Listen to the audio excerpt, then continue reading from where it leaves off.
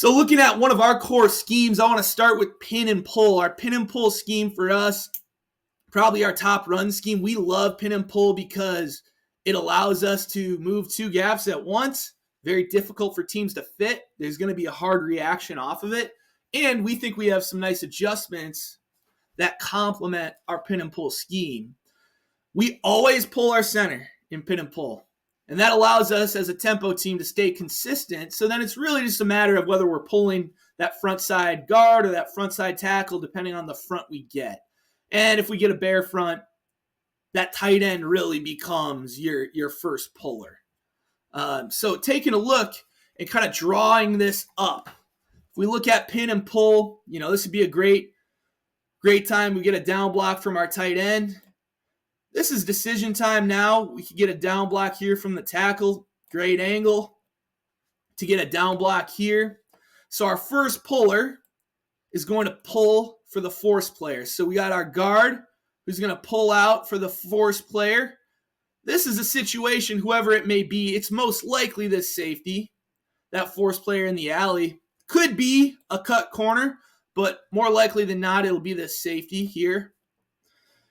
And then we know we're pulling our center. We always pull our center. He's going to ID the front side inside backer. He's going to read that first puller to see where he can insert to go ahead and block the front side inside backer. The first puller is reading the tight end. The second puller is reading the first puller, and the ball carrier is reading the second puller. Now, there are some issues with the play. There are things we really like about it. Like I said, moving two gaps. I think having the ability to get out and be athletic with those big guys and get them in space is to our advantage. I think it's hard for defenses to fit.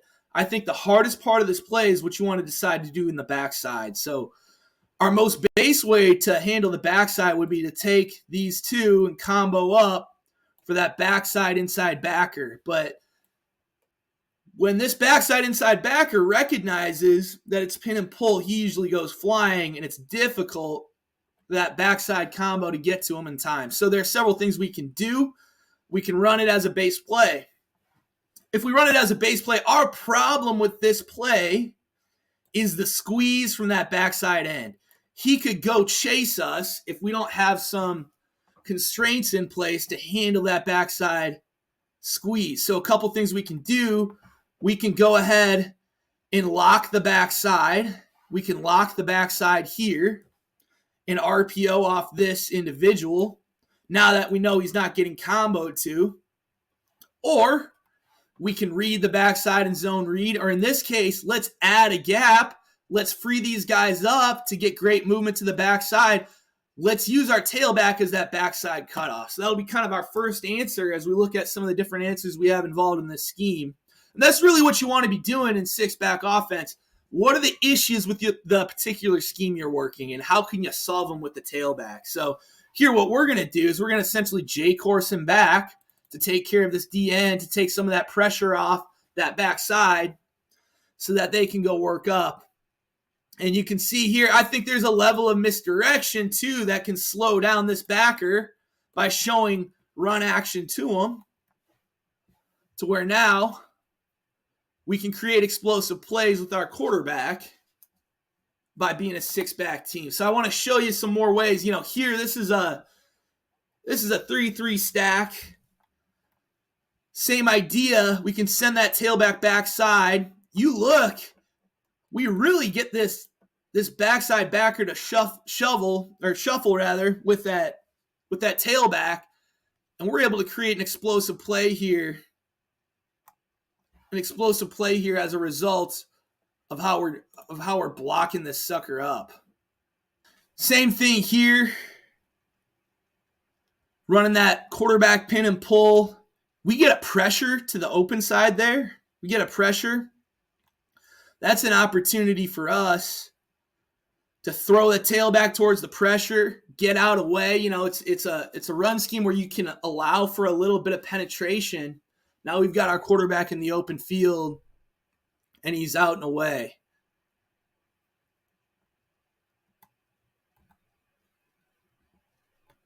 Here's another example. We're in a nub trips formation. Maybe could just throw the RPO here. Sending that tailback backside towards the edge pressure.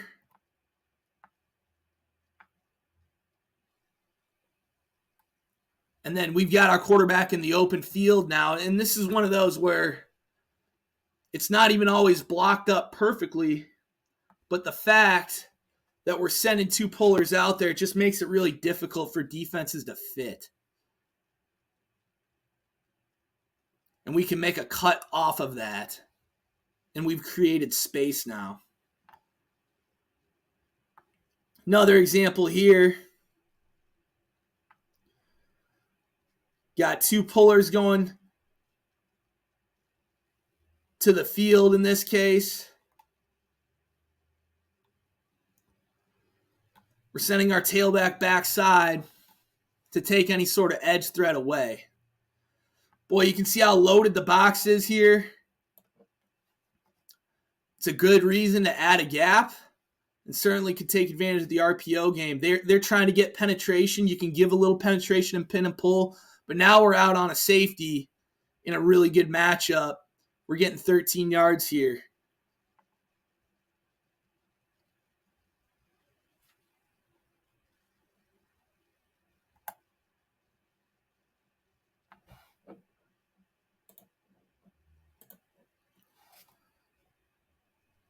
I think this stuff's great. This is some 4-minute offense for us. This stuff's great. Forcing teams to defend the extra gap, too, when it really counts in a football game. You look here, getting a 9 technique. Great, we'll hit up in there. Getting 15 yards. Doing a good job handling that backside end. Slowing them down so we can get this play off. So, if teams are doing things to defend this play out of nub trips or in different personnels, they can do it. I do want to mix in here.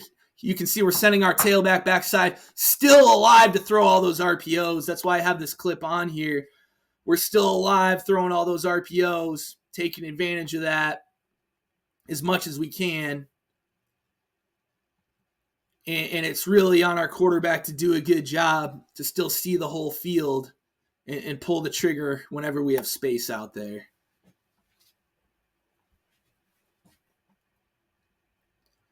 Same thing. This is against a bear front. It's going to be a good look for us.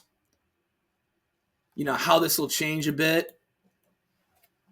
Where, in this case, essentially the tight end becomes that first quote-unquote puller, and we're only going to get the center out. But still love it against bear. It's been a real successful play for us, really against every front, which is part of why it's been so important for us. Another look here. Again, you can see 7-man box. How do you even up the odds against a man-ish look? Add the tailback into the mix.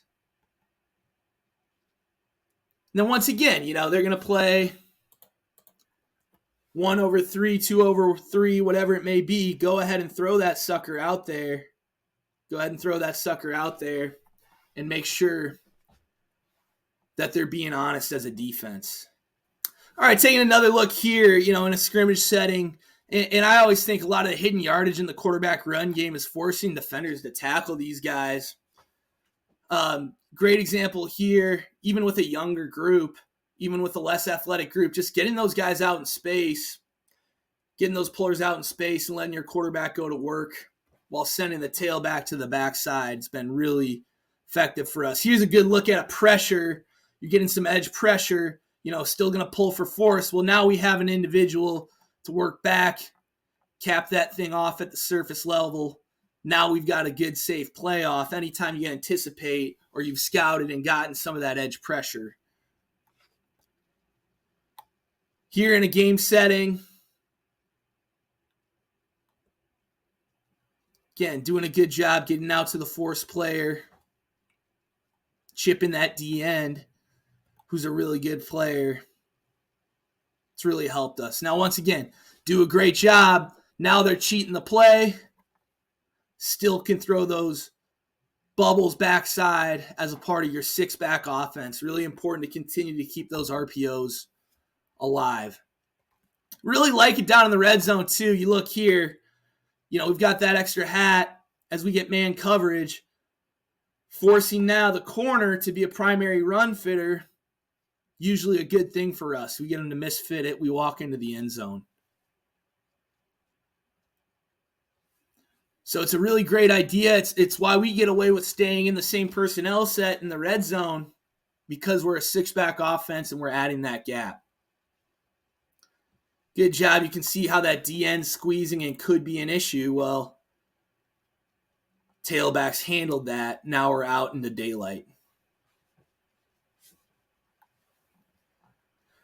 The next one, going back to what we talked about here, now, instead of adding our tailback into the run game to the backside, just adding the tailback into the RPO game. So you can see pin and pull. They match numbers with the RPO. Now we've got a productive play. Pin and pull with the quarterback with a little misdirection. It's going to break tendencies, give you a chance at a free access throw. And we're working on a nice downhill play. Same thing here. Let's send them out to an added, being an added player to the RPO game. Maybe could have thrown this, probably should have. Despite that fact, you can give up some penetration up the middle. We still hit that thing for 10 yards. Similar look here. This time we can throw that slot pop pass off of it. So now we've added, we're a +1 in the run game with him to the backside. Now we've added him as a +1 to that RPO game. You're adding numbers here. It's almost like a snag concept. And that's what your tailback can do for you as a Swiss Army knife type of player. Another good look at it here, sending to add numbers to the RPO, adding them to the glance side there.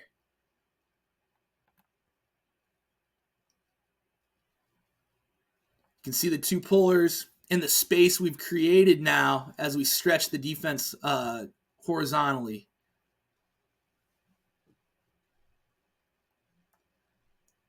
And even as a front side RPO, if teams aren't honoring it, here's a great example. Just rip that throw. We get in the end zone, adding that RPO to the front side out of these pin and pull looks as teams sell out when you get down in there. And I think that's a big reason why we've been able to, stay in 11 personnel in the red zone.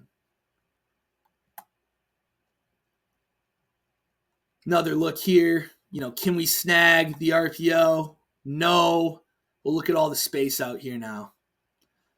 Probably could have kept that one to the perimeter, but still an 8-yard gain.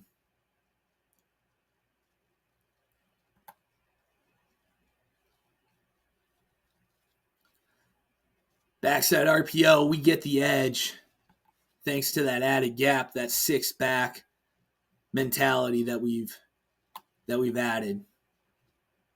Formation to the boundary, move the tailback to the field. So, the next thing you can do, okay, if your problem's to the front side of this run, if they have an extra fitter, maybe it's a safety or someone, this was kind of the genesis of some of the adjustments we started to make where, hey, yeah, we know we can send them backside. What if we really need to be +1 to the play side? Let's move our tailback either on an RPO here or as a lead blocker.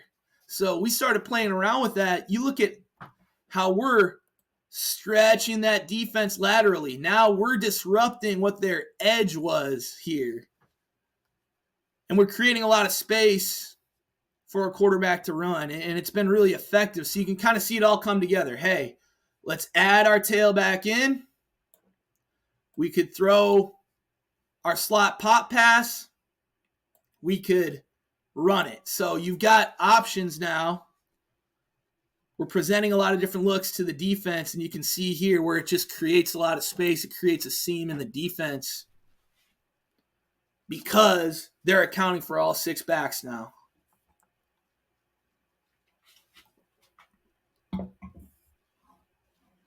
Another good example, let's move the tailback. I think it's advantageous to move the tailback whenever you have two pullers coming to not disrupt the play too much. But you can see we're adding that lead blocker to the front side, and it helps us create an explosive play.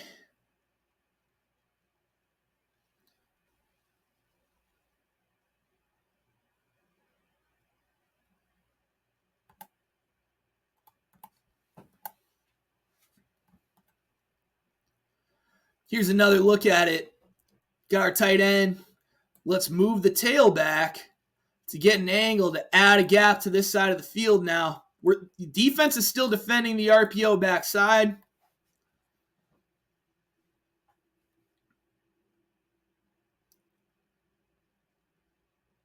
But we have that added hat now with our tailback. And it helps, with how athletic our quarterback is now. There's no question about that.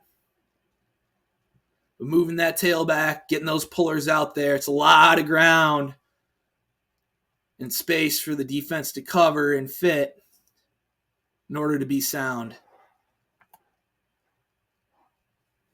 Another look at it. This would be a great example here of just creating space. It probably doesn't even get blocked up the way you'd exactly want it to, or hit exactly the way you'd want it to, but we move that extra hat, clear the RPO. Look at how the defense adjusts laterally. And now there's a huge cutback lane with those pullers to where our quarterback can just cut it back and run it for an explosive because of the stress we've caused and our ability to throw those RPOs consistently.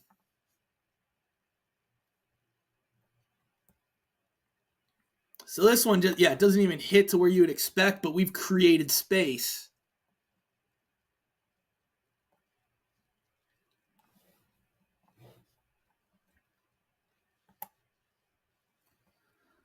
Another look at it here. We don't even block anyone necessarily like we'd want to. We whiff, but we're still able to get out to the edge because of the ability for our tailback to potentially be a pass threat or a run threat. But a lot of examples where we add that hat in, and we've gotten really productive plays because of that added lead blocker. It fixes our problems by not being in 12 personnel or something else like that, while continuing to hold our vertical threats as an 11 personnel team.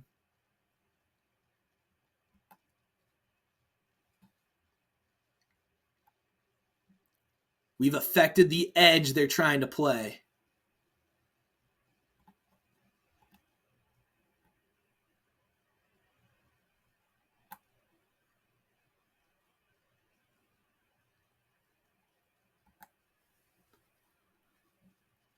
Short yardage situation, add those gaps. Just adding hats to the mix. And doing it in some cases post-snap.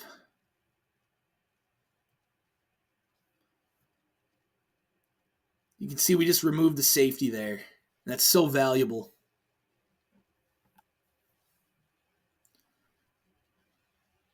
And again, all this is happening. Now we're moving the tailback to the front side. Still throwing those RPOs whenever we have them is really important to get the effect you want to out of these six-back looks.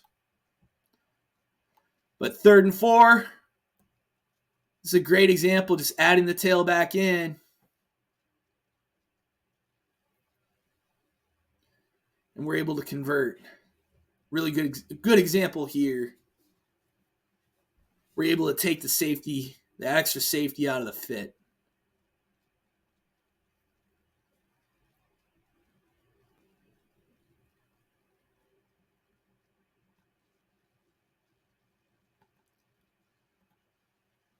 A lot of good examples.